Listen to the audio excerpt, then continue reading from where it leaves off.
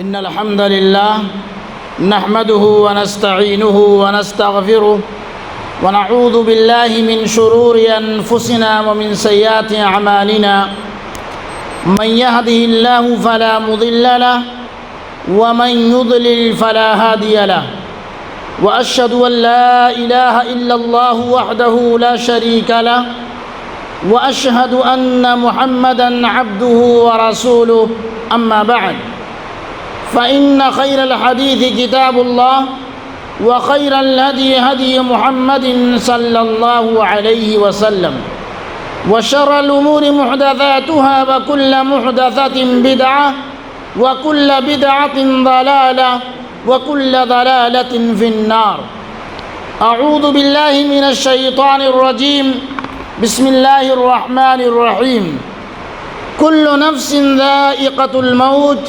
وإنما توفون أجوركم يوم القيامة فمن زحزح عن النار وأدخل الجنة فقد فاز وما الحياة الدنيا إلا متاع الغرور۔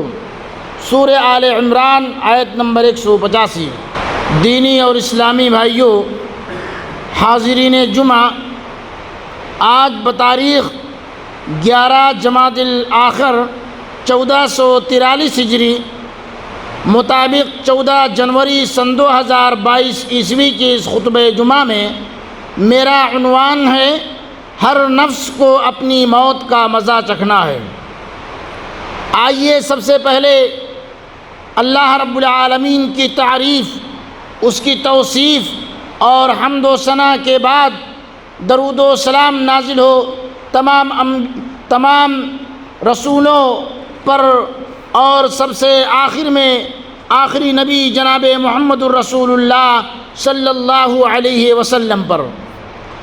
میرے بھائیوں، قرآن کریم سورہ آل عمران کی اس آیت کریمہ کے اندر اللہ تبارک و تعالیٰ کا ارشاد ہے کل نفس ذائقۃ الموت وانما توفون اجورکم یوم القیامہ فمن زحزح عن النار وادخل الجنة فقد فاز وما الحیاۃ الدنیا الا متاع الغرور۔ ہر جاندار کو موت کا مزہ چکھنا ہے اور تم سب کو تمہارے اعمال کے پورے بدلے قیامت ہی کے دن ملیں گے۔ پھر جس کو دوزخ سے بچا لیا گیا اور جنت میں داخل کر دیا گیا وہ صحیح معنی میں کامیاب ہو گیا، اور یہ دنیاوی زندگی تو جنت کے مقابلے میں دھوکے کے سامان کے سوا کچھ بھی نہیں۔ میرے بھائیوں، خالق کائنات اللہ رب العزت نے ہر جاندار کے لیے موت کا وقت اور جگہ متعین کر دی ہے، اور موت ایسی شے ہے کہ دنیا کا کوئی بھی شخص، خواہ وہ کافر یا فاجر، حتیٰ کہ دہریہ ہی کیوں نہ ہو، موت کو یقینی مانتا ہے۔ اگر کوئی موت پر شک و شبہ کرے تو اسے بیوقوفوں کی فہرست میں شمار کیا جاتا ہے، کیونکہ بڑی بڑی مادی طاقتیں اور مشرق سے مغرب تک قائم ساری حکومتیں موت کے سامنے عاجز و بے بس ہو جاتی ہیں۔ موت بندوں کو ہلاک کرنے والی، بچوں کو یتیم کرنے والی، عورتوں کو بیوہ بنانے والی، دنیاوی ظاہری سہاروں کو ختم کرنے والی، دلوں کو تھرانے والی، آنکھوں کو رلانے والی، بستیوں کو اجاڑنے والی، جماعتوں کو منتشر کرنے والی، لذتوں کو ختم کرنے والی، امیدوں پر پانی پھیرنے والی، ظالموں کو جہنم کی وادیوں میں جھلسانے والی، اور متقیوں کو جنت کے بالا خانوں تک پہنچانے والی شے ہے موت۔ موت نہ چھوٹوں پر شفقت کرتی ہے، نہ بڑوں کی تعظیم کرتی ہے، نہ دنیاوی چودھریوں سے ڈرتی ہے، نہ بادشاہوں سے ان کے دربار میں حاضری کی اجازت لیتی ہے۔ جب بھی حکم خدا بندی ہوتا ہے تو تمام دنیاوی رکاوٹوں کو چیرتی اور پھاڑتی ہوئی موت اسے آ پہنچتی ہے۔ موت نہ نیک صالح لوگوں پر رحم کرتی ہے، نہ ظالموں کو بخشتی ہے، اللہ تعالیٰ کے راستہ میں جہاد کرنے والوں کو بھی موت اپنے گلے لگا لیتی ہے، اور گھر بیٹھنے والوں کو بھی موت نہیں چھوڑتی۔ آخری ابدی زندگی، اخروی ابدی زندگی کو دنیاوی فانی زندگی پر ترجیح دینے والے بھی موت کی آغوش میں سو جاتے ہیں، اور دنیا کے دیوانوں کو بھی موت اپنا لقمہ بنا لیتی ہے۔ موت آنے کے بعد آنکھ دیکھ نہیں سکتی، زبان بول نہیں سکتی، کان سن نہیں سکتے، ہاتھ پیر کام نہیں کر سکتے۔ موت نام ہے روح کا بدن سے تعلق ختم ہونے، اور انسان کا اس دار فانی سے دار بقا کی طرف کوچ کرنے کا۔ ترقی یافتہ سائنس بھی روح کو سمجھنے سے قاصر ہے، حالانکہ اللہ تعالیٰ نے قرآن کریم میں واضح طور پر اعلان فرما دیا، روح صرف اللہ کا حکم ہے۔ موت پر انسان کے اعمال کا رجسٹر بند کر دیا جاتا ہے، اور موت پر توبہ کا دروازہ بند، اور جزا و سزا کا وقت شروع ہو جاتا ہے۔ نبی اکرم صلی اللہ علیہ وسلم کا ارشاد ہے، اللہ تعالیٰ بندے کی توبہ قبول کرتا ہے یہاں تک کہ اس کا آخری وقت آ جائے۔ میرے بھائیوں، ہم ہر روز، ہر گھنٹہ، ہر لمحہ، ہر آن اپنی موت کے قریب ہوتے جا رہے ہیں۔ سال، مہینے اور دن گزرنے پر ہم یہ کہتے ہیں کہ ہماری عمر اتنی ہو گئی، لیکن حقیقت یہ ہے کہ یہ ایام ہماری زندگی سے کم ہو گئے۔ موت ایک مصیبت بھی ہے، جیسا کہ اللہ تبارک و تعالیٰ کا فرمان ہے، فَأَصَابَتُكُم مُّصِيبَةُ الْمَوْتِ، جبکہ تم میں سے کسی کو موت آنے لگے۔ اللہ تعالیٰ نے اپنے پاک کلام کی متعدد آیات میں موت اور اس کی حقیقت کو بیان کیا ہے۔ میرے بھائیوں، جن میں سے بہت ساری آیات ہیں موت کے سلسلے میں، اللہ رب العالمین کا سورہ آل عمران کی اس آیت کے اندر ارشاد ہے، کل نفس ذائقۃ الموت وانما توفون اجورکم یوم القیامہ فمن زحزح عن النار وادخل الجنۃ فقد فاز وما الحیاۃ الدنیا الا متاع الغرور۔ ہر جاندار کو موت کا مزہ چکھنا ہے، اور تم سب کو تمہارے اعمال کے پورے پورے بدلے قیامت کے دن ملیں گے۔ پھر جس کو دوزخ سے بچا لیا گیا اور جنت میں داخل کر دیا گیا، وہ صحیح معنی میں کامیاب ہو گیا، اور یہ دنیاوی زندگی تو جنت کے مقابلے میں دھوکے کے سامان کے سوا کچھ بھی نہیں۔ اس آیت میں اللہ تعالیٰ نے انسانوں کی کامیابی کا معیار ذکر کیا ہے، اور وہ یہ ہے کہ اس حال میں ہماری موت آئے کہ ہمارے لیے جہنم سے چھٹکارے اور دخول جنت کا فیصلہ ہو چکا ہو۔ کل من علیہا فان ویبقى وجہ ربک ذو الجلال والاکرام۔ سورہ رحمان کی آیت نمبر 26 اور 27 کے اندر اللہ رب العالمین کا فرمان، اس زمین میں جو کوئی ہے فنا ہونے والا ہے، دنیا کی ساری چیز ختم ہونے والی ہے، فنا ہونے والی ہے، اور صرف تمہارے پروردگار کی جلال والی اور فضل و کرم والی ذات باقی رہنے والی ہے۔ اللہ رب العالمین کا فرمان سورہ قصص کے اندر، وَلَا تَدْعُ مَعَ اللَّهِ إِلَٰهًا آخَرَ لَا إِلَٰهَ إِلَّا هُوَ كُلُّ شَيْءٍ هَالِكٌ إِلَّا وَجْهَهُ لَهُ الْحُكْمُ وَإِلَيْهِ تُرْجَعُونَ۔ اللہ تعالیٰ کے ساتھ کسی اور معبود کو نہ پکارو، سوائے اللہ تعالیٰ کے کوئی اور معبود نہیں۔ ہر چیز فنا ہونے والی ہے، مگر اسی کی ذات، اسی کے لیے فرما روائی ہے، اور تم اسی کی طرف لوٹائے جاؤ گے۔ وَمَا جَعَلْنَا لِبَشَرٍ مِّن قَبْلِكَ الْخُلْدَ أَفَإِن مِّتَّ فَهُمُ الْخَالِدُونَ كُلُّ نَفْسٍ ذَائِقَةُ الْمَوْتِ وَنَبْلُوَكُمْ بِالشَّرِّ وَالْخَيْرِ فِتْنَةً وَإِلَيْنَا تُرْجَعُونَ۔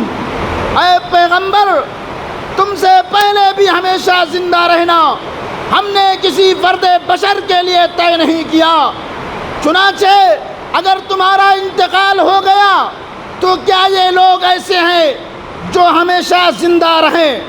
ہر جاندار کو موت کا مزہ چکھنا ہے، اور ہم تمہیں آزمانے کے لیے بری اور اچھی حالتوں میں مبتلا کرتے ہیں، اور تم سب ہماری ہی پاس لوٹ کر آؤ گے۔ اینما تکونوا یدرککم الموت ولو کنتم فی بروج مشیدہ۔ تم جہاں بھی ہوگے ایک نہ ایک دن تمہیں موت جا پکڑے گی، چاہے تم مضبوط قلعوں میں ہی کیوں نہ رہ رہے ہو۔ قل ان الموت الذی تفرون منہ فإنہ ملاقیکم۔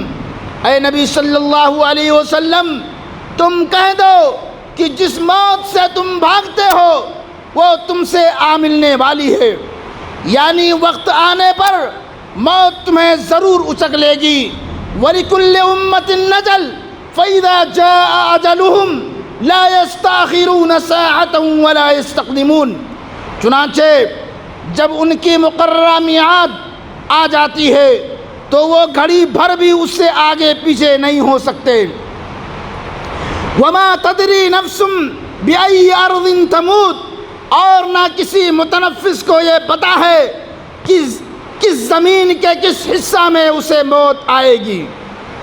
میرے بھائیوں، ان تمام آیت کریمہ سے یہ پتہ چلتا ہے، یہ معلوم ہوتا ہے کہ ہر شخص کا مرنا یقینی ہے، ہر جاندار کا مرنا یقینی ہے، لیکن موت کا وقت اور جگہ سوائے اللہ کی ذات کے کسی بشر کو نہیں معلوم۔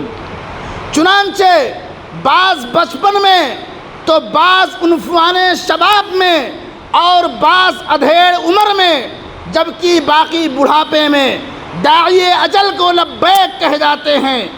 بعض صحت مند تندرست نوجوان سواری پر سوار ہوتے ہی، لیکن انہیں نہیں معلوم کہ وہ موت کی سواری پر سوار ہو چکے ہیں۔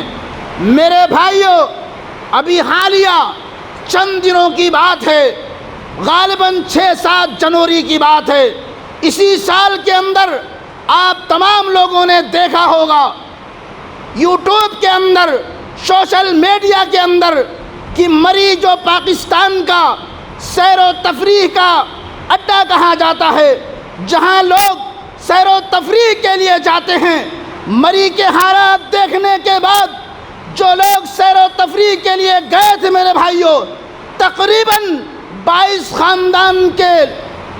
خاندان کے گھر اجڑ گئے میرے بھائیوں، 22 افراد اور اس سے بھی زیادہ کم و بیش لوگ مری کے اندر انتقال ہو گئے۔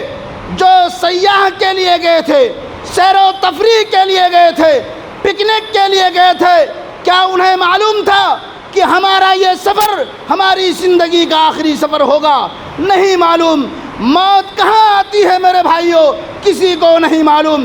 وَمَا تَدْرِي نَفْسٌ بِأَيِّ أَرْضٍ تَمُوتُ۔ اور کسی نفس کو یہ پتہ نہیں کہ کس زمین کے اندر اسے موت آئے گی۔ میرے بھائیوں، اسی لیے ہمیں اور آپ کو جو اللہ تعالیٰ نے مہلت دی ہے، ہمیں زیادہ سے زیادہ کار خیر، اجر و ثواب اور اپنے اعمال کو بہتر بنانا چاہیے، اور ہمیں کبھی بھی موت سے غافل نہیں ہونا چاہیے۔ ضروری ہے کہ ہم افسوس کرنے یا خون کے آنسو بہانے سے پہلے اس دنیاوی فانی زندگی میں ہی اپنے رب کو راضی کرنے کی کوشش کریں، تاکہ ہماری روح ہمارے بدن سے اس حال میں جدا ہو کہ ہمارا خالق، ہمارا مالک، ہمارا رازق ہم سے راضی ہو۔ آج ہم صرف فانی زندگی کے عارضی مقاصد کو سامنے رکھ کر دنیاوی زندگی گزارتے ہیں، اور دنیاوی زندگی کے عیش و آرام اور وقتی عزت کے لیے جد و جہد کرتے ہیں۔ لہذا آئیے دنیا کو دنیا کے پیدا کرنے والے کی ہی زبانی سمجھیں۔ وَمَا الْحَيَاةُ الدُّنْيَا إِلَّا مَتَاعُ الْغُرُورِ، جس نے اس دنیا کو پیدا کیا ہے، جس نے اس دنیا کو بنایا ہے، آئیے اسی کی زبانی اس دنیا کی حقیقت کو جانے اور اس دنیا کی حقیقت کو سمجھے۔ اللہ رب العالمین سورہ آل عمران کے اندر اس دنیا کی حقیقت کو بیان کر رہا ہے میرے بھائیوں۔ وَمَا الْحَيَاةُ الدُّنْيَا إِلَّا مَتَاعُ الْغُرُورِ، اور یہ دنیاوی زندگی تو جنت کے مقابلے میں دھوکے کا سامان کے سوا کچھ بھی نہیں۔ یہ دنیا کی زندگی میرے بھائیوں دھوکے کا سامان ہے، اس کے علاوہ کچھ بھی نہیں۔ لہذا ہمیں آخرت کے بارے میں فکر کرنی چاہیے، اپنی آخرت کو بنانے کے لیے ہمیں سوچنا چاہیے، اور اس کے لیے میرے بھائیوں زیادہ سے زیادہ وقت لگانی چاہیے۔ دنیاوی زندگی محض دھوکے کے سامان کے سوا کچھ نہیں۔ فما متاع الحیات الدنیا فی الآخرۃ الا قلیل، دنیاوی زندگی کا فائدہ آخرت کے مقابلے میں کچھ بھی نہیں مگر بہت تھوڑا۔ قل متاع الدنیا قلیل والآخرۃ خیر لمن اتقى ولا تظلمون فتیلا، کہہ دو کہ دنیا کا فائدہ تو تھوڑا سا ہے، اور جو شخص تقوی اختیار کرے اس کے لیے آخرت کہیں زیادہ بہتر ہے، اور تم پر ذرہ برابر بھی ظلم نہیں ہوگا۔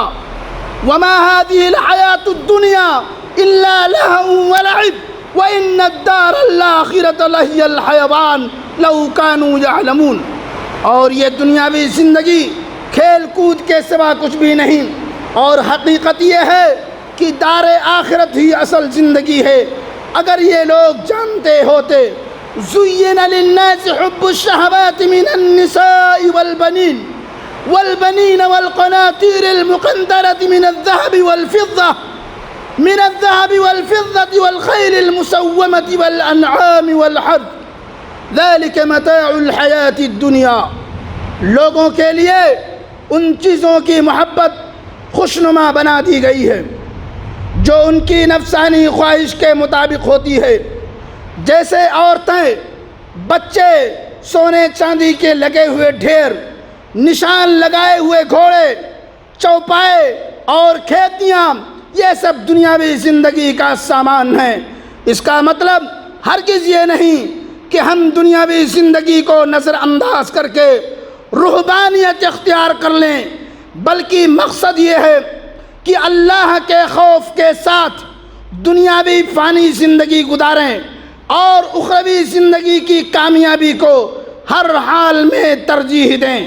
الحمدللہ ہم ابھی بقید حیات ہیں، ابھی ہم زندہ ہیں، اور موت کا فرشتہ ہماری جان نکالنے کے لیے کب آ جائے نہیں معلوم، کسی کو نہیں معلوم۔ نبی کریم صلی اللہ علیہ وسلم نے ارشاد فرمایا کہ 5 چیزوں کو 5 چیزوں سے پہلے غنیمت سمجھو۔ نمبر 1، بڑھاپا آنے سے پہلے جوانی کو، مرنے سے پہلے زندگی سے، کام آنے سے پہلے خالی وقت سے، غربت آنے سے پہلے مالداری سے، بیماری سے پہلے صحت کو۔ میرے بھائیوں ان 5 چیزوں کو غنیمت سمجھنی چاہیے، لہذا ہمیں توبہ کر کے نیک اعمال کی طرف سبقت کرنی چاہیے۔ بارک اللہ لنا ولکم فی القرآن العظیم ونفعنی وإیاکم بما فیہ من الآیات والذکر الحکیم، انہ تعالی جواد کریم ملک بر رؤوف الرحیم۔ الحمد للہ علی احسانہ والشکر له على توفیقی وامتنانی، واشهد ان لا الہ الا اللہ وحدہ لا شریک له تعظیما لشانہ، واشهد ان محمدا عبدہ ورسولہ، اما بعد، وتوبوا الى اللہ جميعا ایها المؤمنون لعلکم تفلحون۔ سورہ النور آیت نمبر 31 کے اندر اللہ سبحانہ تعالیٰ کا ارشاد ہے، اے مومنو تم سب اللہ کے سامنے توبہ کرو تاکہ تم کامیاب ہو جاؤ۔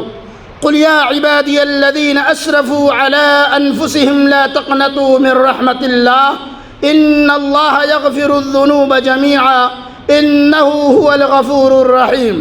کہہ دو کہ اے میرے وہ بندو جنہوں نے اپنی جانوں پر زیادتی کر رکھی ہے، یعنی گناہ کر رکھے ہیں، اللہ کی رحمت سے مایوس نہ ہو، یقین جانو اللہ سارے کے سارے گناہ معاف کر دیتا ہے، یقیناً وہ بہت بخشنے والا بڑا مہربان ہے۔ قیامت کے دن کسی انسان کا قدم اللہ تعالیٰ کے سامنے سے ہٹ نہیں سکتا یہاں تک کہ وہ 5 سوالات کا جواب دے دے۔